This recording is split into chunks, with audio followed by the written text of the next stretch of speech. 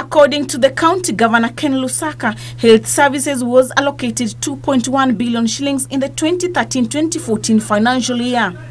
A status report as at May 25th, 2014 shows the ministry had spent a total of 115 million shillings, while a balance of 1.721 billion shillings had not been spent.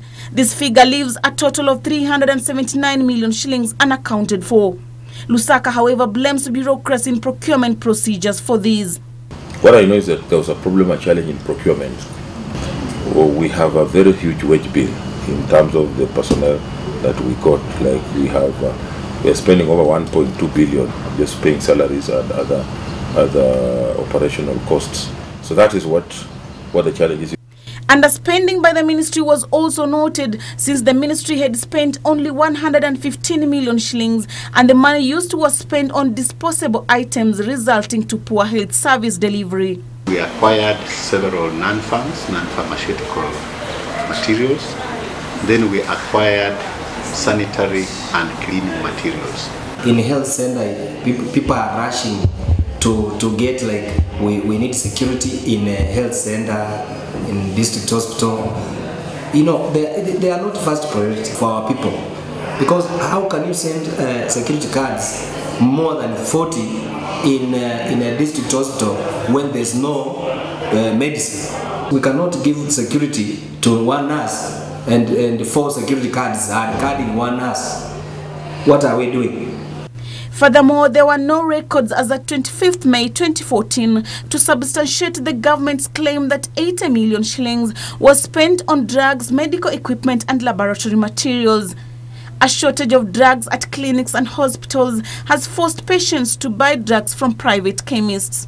Ingekuwa na uwezo ya kusema kwamba kitu ifungwe, theater ya Bungoma County Hospital ingefungwa na ingetumika, kwa maana we've proved beyond reasonable doubt kwamba hapo ndani hakuna kitu ya kusaidia wagonjwa kabisa. Nimesikitika kusikia ya kwamba siku ya leo wagonjwa wanaweza kosa chakula kwa sababu county imekosa kulipa suppliers. We said that the trucks will be purchased. Now the procurement system, they purchase trucks in after 1 month you'll hear there's no trucks. And the money was set aside. What is the problem?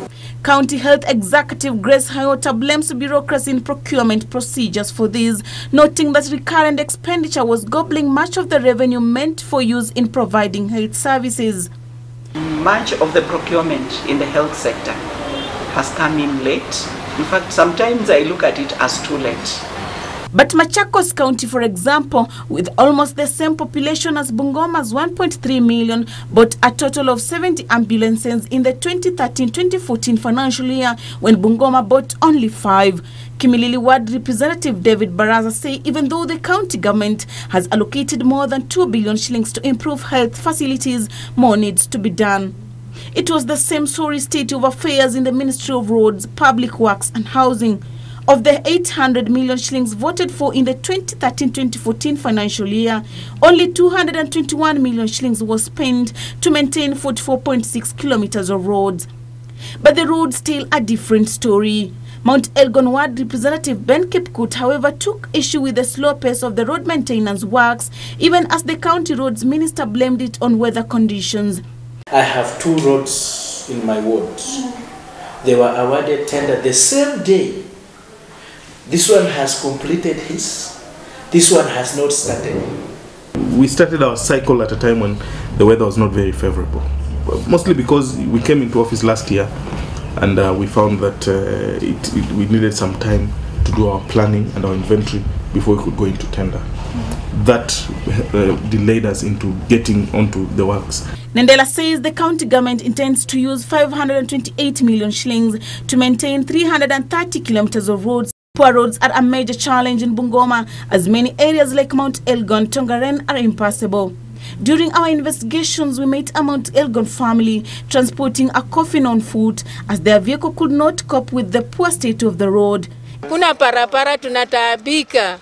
Mtusaidie serikali, msituache. The Ministry of Tourism was no better either, despite receiving 180 million shillings. Of these, 99 million shillings was spent for development, including research, water supply and sewerage. Money was voted for to buy garbage trucks and trailers, which are yet to be delivered. Kimilili Ward Representative David Baraza says the Ministry of Tourism has not positioned itself to tap into the tourism potential of Western Kenya to generate additional revenue. So sisi tuko na Falls na Viole, like tourism. I wish that we just build a very good hotel for tourists.